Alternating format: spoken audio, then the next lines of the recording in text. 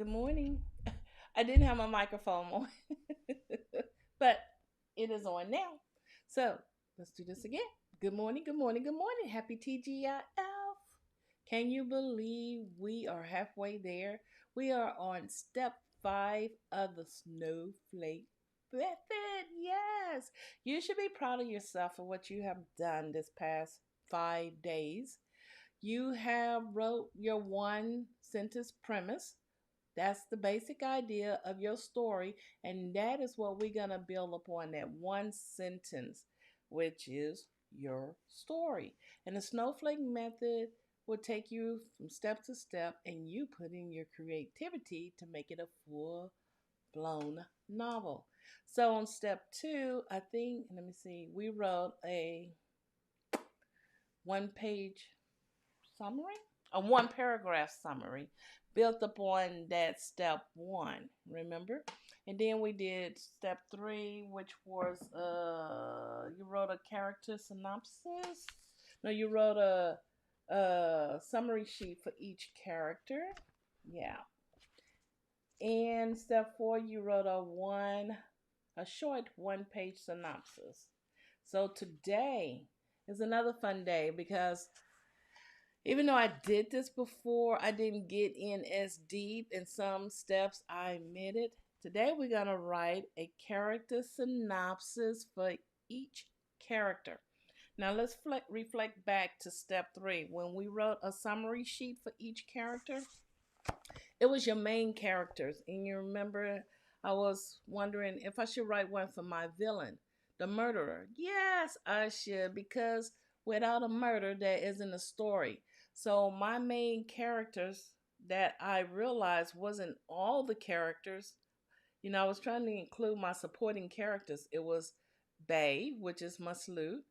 It was Aunt Ivy, her great aunt. I didn't know she would be a major character, but she did. She is. She turned out to be a major character. And her son, Olive James. So these three are connected. And when I wrote my summary sheet, when we wrote their roles, their names, their goals, their ambitions, their values, the conflict, we did a one sentence summary and a one paragraph summary, all in step 3. And that's when I realized how closely these three are related to the main plot of my story. I thought I needed to add the sheriff, her dad, her best friend. No. Even Mr. Bud the Wiser, her cat, the sidekick. No, these three people are the ones that drives the story, that pushes the plot, plus the murderer. And I didn't know if I should include the murderer, but yes, the murderer is very important because without that person, there wouldn't be a story.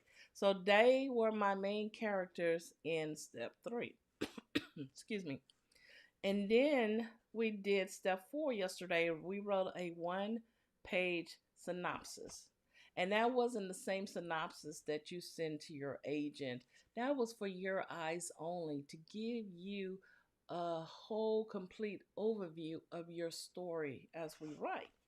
And that was pretty easy, at least for me, I felt it was, because knowing your characters, you really know your story, in my opinion.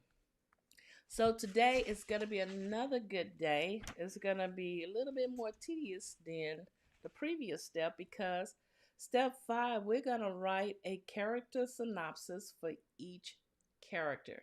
That means you need something for each character in your story. Now, we already have step 3 done, so you're good with that. So you need to go on and develop a synopsis for each of your supporting characters, and that's going to be interesting. And first, you're going to explain why your character is the way they are. You know, what makes them the way they are. And it may include a little tad bit of a backstory there. You want to explain what that character want out of life in relation to the story. And then 3 include explain how they fit into the story. I want you to get deep inside that character's mind because there's always an underlying issue as to why a character acts a particular way.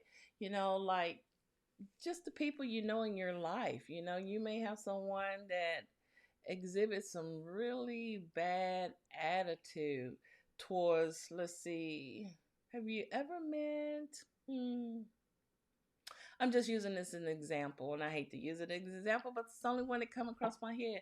You might meet some women that really have a bad attitude towards men, especially after a breakup. Now, you don't know her history about relationship with men. Okay, Bay, that's a good example. Bay don't have a bad relationship with. I mean, she's not really too negative about men in general, but she just have a sour taste about relationships and commitment. She cannot stand, and her attitude is really messed up. Even when she started meeting new people, new men that wants to date her and take her out, but her attitude is real bad. So, for example, you see this on the outside, but you as the writer need to get deep into that character. I need to get deep into Bayhead and her skin and figure out why she can't stand a relationship. What is it about commitment that she's so afraid of? So I need to dig deep and go back maybe into her past, look at some of her past experience. Because remember, Bay has been engaged 3 times within the past 3 years to 3 different men, and each of them end up in a breakup. So I need to dig deep and see why she keep getting in and out of a relationship. I mean, not just a boyfriend, girlfriend kind of thing. She goes all the way to engagement where there's a ring involved. And on the last one, she decided to live with him. And then she get kicked out of his apartment. What the crap? So I need to go deep into that and figure out why. So yeah, you want to get deep into your character.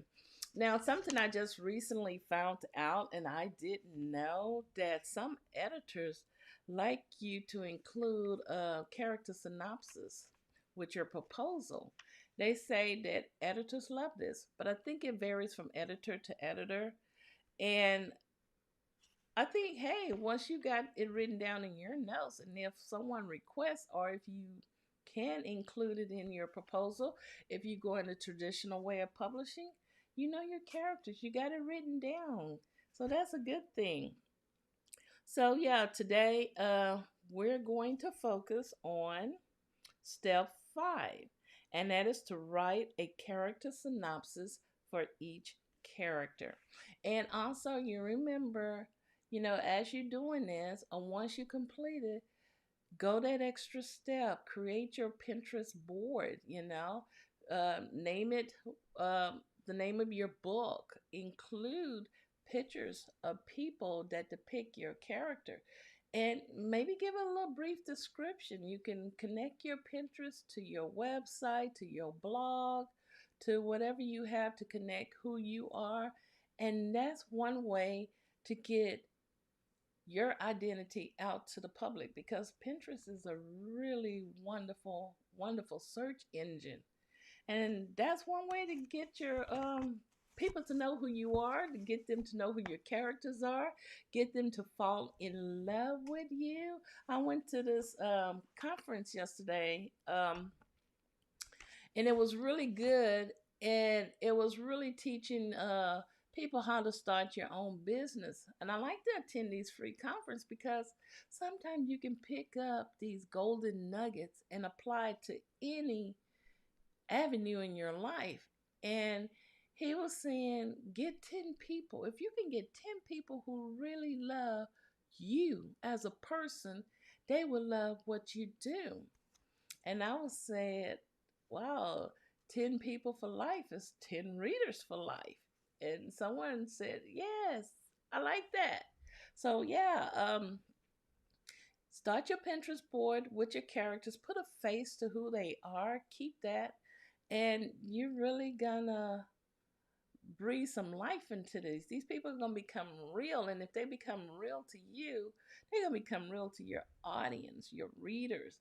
And for me as a reader too, I love when I can really get into the role of a character. My friends used to tease me because after I read a book, I come and talk to them about it, and they thinking, "Is this for real? Who did that?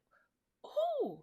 And I said, "It's in a book." And they said, "Girl, you get so caught up in your book, you know." But I like that. That lets you know that author was really good in getting deep with her characters. So enough of the talking. We're gonna go through our timers today, and we're gonna focus on writing a character synopsis for each of our characters. So let's get started.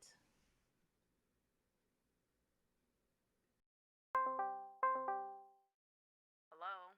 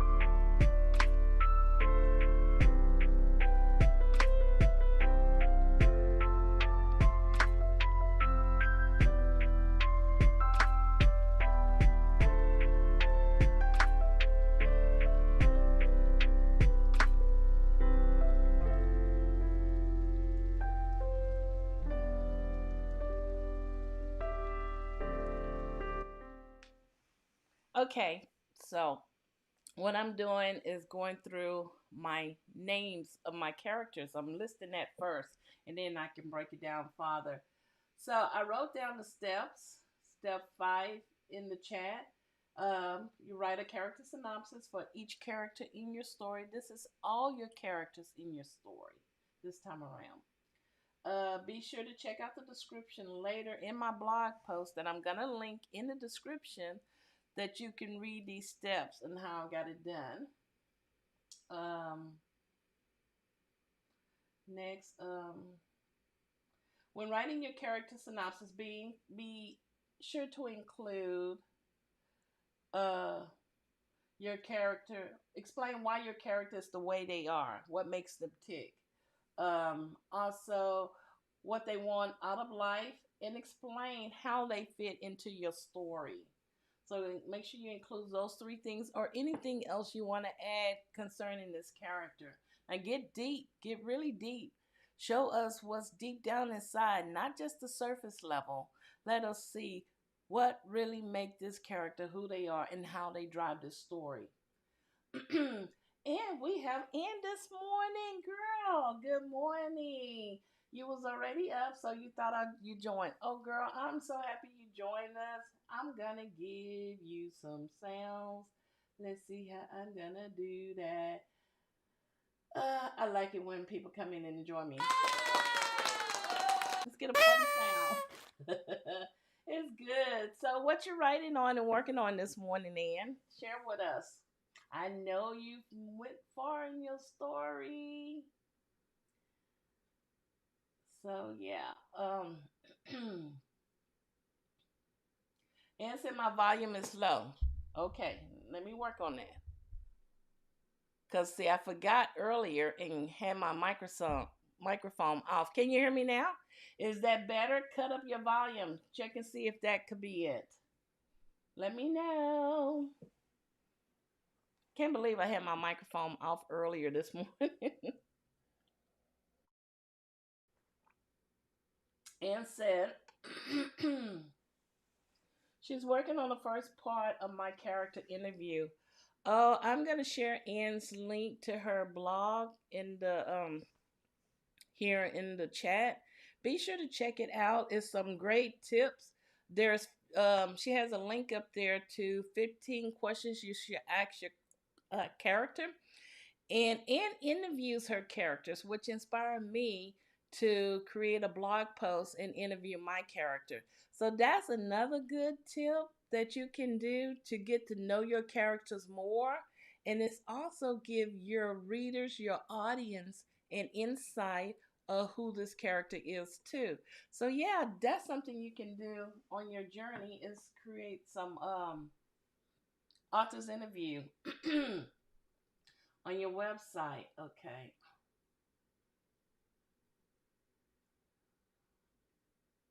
And so my video volume is all the way up and you still sound far away.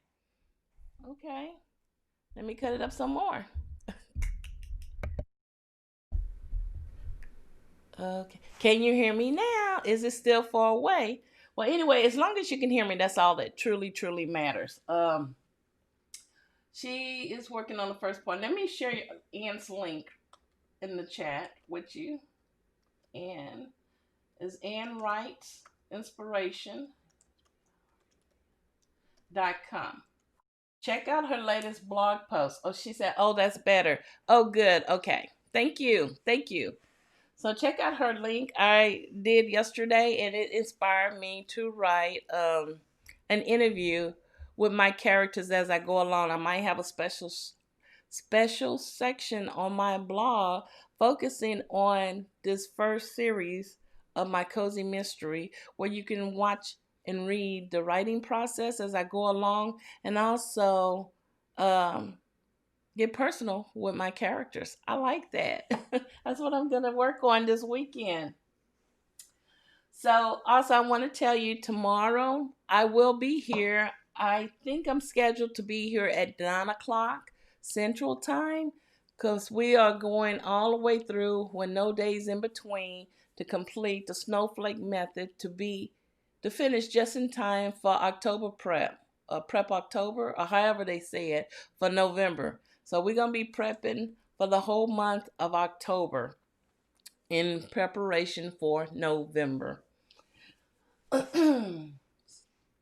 let's get started on a 20-minute write up, and then I'll check back with you. So let's go.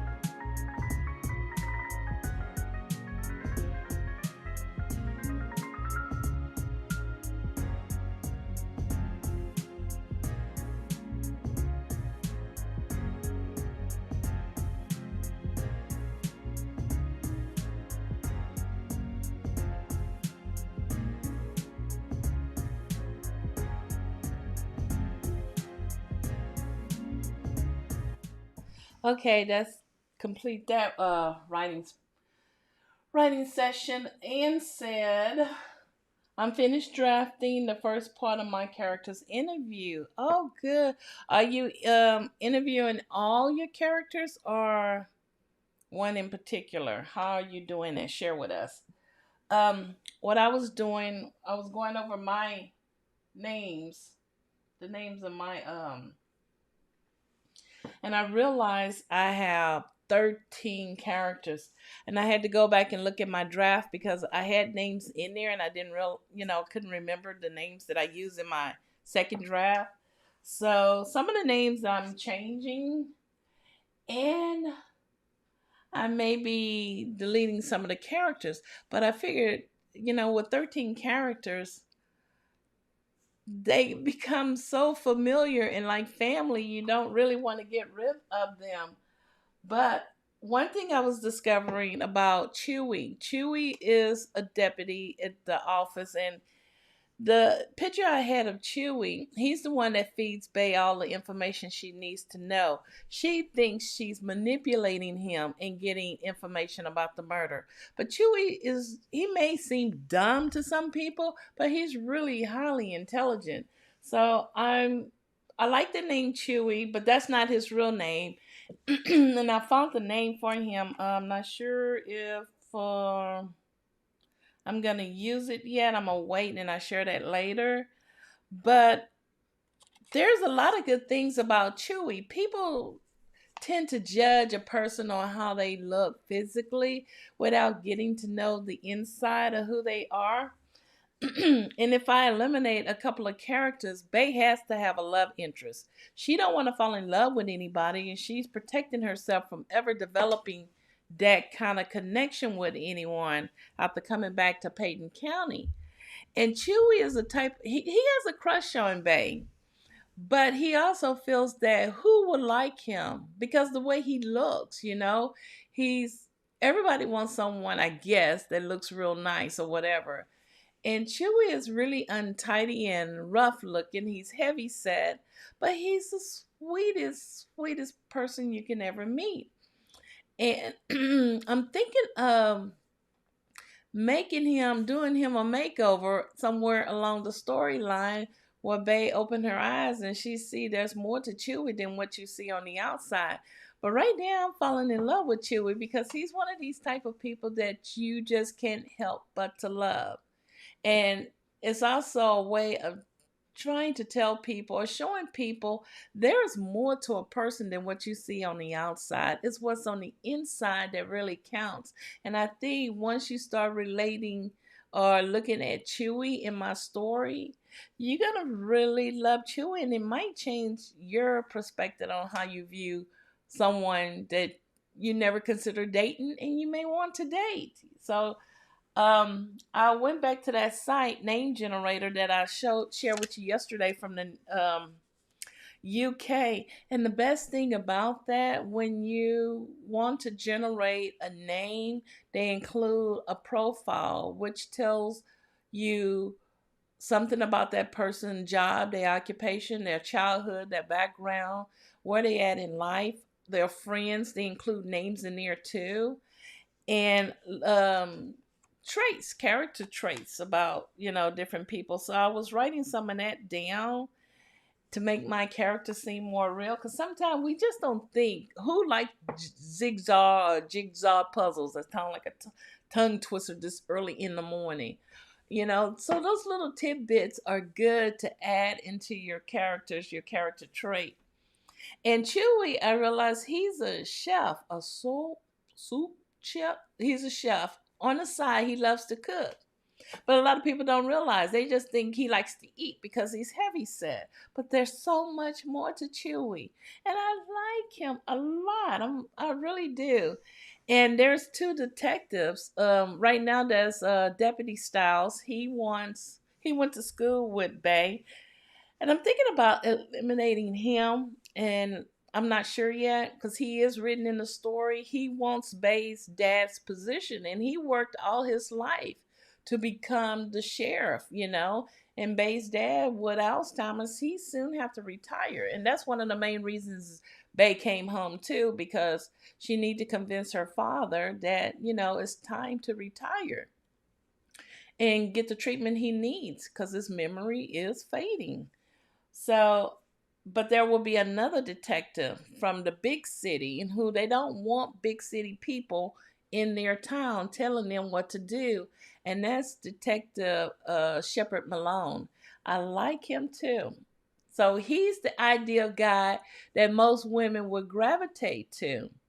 So I don't know. It could be a three-way thing. I don't know. But I love those three men in my story. I'm going to always have something positive about a man, regardless of what he looked like. Because I think some of us, we just tear a guy down so bad. So I want something good about these three guys. They're going to have their faults. They're not going to be perfect because ain't no one out there is perfect. But these three guys, they got my heart. So somehow I'm going to have to work them in where I can keep them in the role in my story. I thought 13 characters was a lot, but Getty's dead. So that eliminates her, out of the picture. So let's see what Ian said. She says she finished drafting the first part of her character interview. Okay. At this time, the interview is Katrina Dobson, but I think I'm going to Ms. Dr. Anders through the pace. Okay, and you got that right.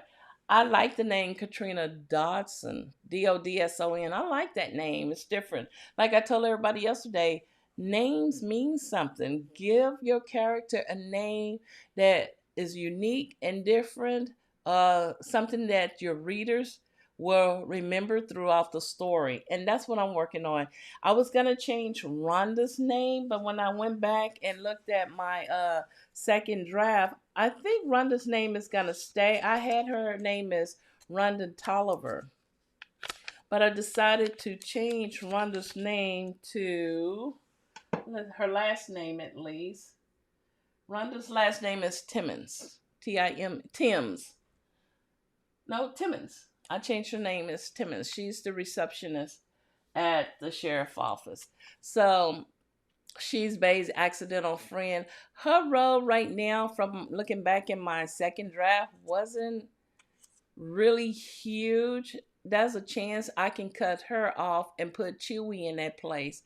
And Chewy can be Bay's accidental best friend, because like I said, she's manipulating Chewy. And I think I will cut Rhonda off, But I have this image of Rhonda in my head of what she looked like. So I don't know. I will work with that. Right now I'm going to keep her there, but Chewy can really take over that role. He can be the deputy that does desk duty. He answers, he's a deputy, answers the phone, and she have more interaction with Chewy than she does with Rhonda. So yeah, I might write Rhonda completely out the story and let Chewy take over that role. And since he has a crush on her, she have more interaction with him. But eventually along the way, she might have to let him know that, I really respect you more as my friend. So we'll see how that goes. Okay, let's go on to a 15-minute sprint. And remember, when I say writing sprint, at least during this here process, it's just writing your thoughts, doing the steps. Don't rush, trying to get those word counts in. We'll worry about that in November. So, yes, take this time to work on each of these steps of the Snowflake Method. So, let's go for a 15-minute sprint, and then we'll go to a 7-minute wrap up.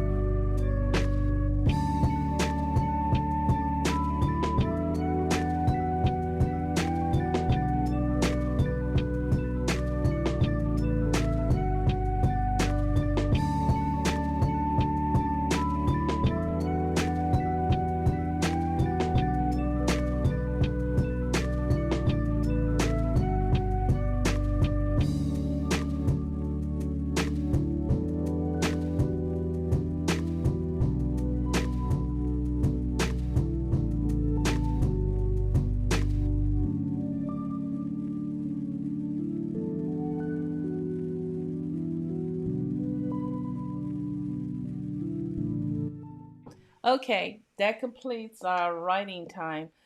Oh my goodness, I came up with some good ideas when I was writing this last part out. I'm still working on my characters' names, and I'm still in conflict whether to keep Rhonda or to get rid of Rhonda. She can be have another role, but if I get rid of Rhonda, I think I will be, well, no, really. I guess as a writer, these are some really tough decisions you have to make to get rid of some of your characters, to either kill them off or whatever. Rhonda may not even be a part of this story. And I was thinking initially I needed to keep her to balance out male versus females. But when I look at everything, I got enough females in there. There's Ain't Ivy, Ness Ida. Who else? Excuse me. Ain't Ivy, Ida, and Bay. Those are some three strong females. I'm still on the fence about Rhonda. I'll make that decision by the end of the weekend. But I still want to keep Chewy. Chewy is just can take over Rhonda's place. Um, Also, I had to go back and look at my notes and remember some of the names. I'm changing one of the characters' names. He's a red herring, or he could be the murderer. I don't know. I do know, but I'm just not saying. But I'm changing his name to Everett Kemp. For some reason, that name sticks out to me. Well, I know because one of my patients back in the days, I had this patient named Everett. And Everett was this tall white dude, and he was actually too tall for his wheelchair. But Everett would get dressed every morning. He would wear his slacks, he would wear a nice shirt, and a tie with his clothes and his shoes, but his shoes was never tied. His hair was never combed, but he would dress up every morning with nice pair of slacks, even though his belt and stuff wasn't on him right. But he was the type of person he did not want you to dress him or to correct what he have on. But he knew to put on his slacks, his nice shirt, long sleeve Oxford shirt, and his tie. And his name was Everett. Well, my character in here, his name is Everett Kemp. I don't know why. Well, maybe because of Everett in my mind. But Everett Kemp is Aunt Ivy's. I don't want to tell you too much. I cannot tell you too much. But anyway, I got his name. And also, I decided to make him agnostic, borderline atheist. Can you imagine? Aunt Ivy have someone in her community. This is her town that does not believe in her Christian faith or her Bible. So that's going to be something between that, him, her, and Ida. So those are another storyline that's inside this storyline that leads to, that really pushes my plot forward. But I was thinking about him. He's a former tradesperson who enjoys photography. Now, in my book, in my second draft, he is a photographer. I just didn't know his backstory. And he was raised by his father because his mom died when he was a young boy of influenza, which make him a strong advocate for the flu shot. See how these little traits builds up on your character? So he's a strong advocate for the flu shot, and his best friend is a former government politician who pushes the flu shot back in those days. Now Everett, he's an older guy. He's 70 years old. Excuse me, the same age as Aunt Ivy. So that's gonna be good. I like this. I like Everett. I think Everett is gonna be someone to recognize in my story, someone that is different from everyone else in the story because of his beliefs. And like I said, there's the element of Christianity in my story. It's not a Christian fiction, but Aunt Ivy, is diehard on that Bible. And one thing that she values the most is her Thursday night Bible lessons. So Anne said, she just wrote a couple of dreams in her dream journal. Keeping a journal is good.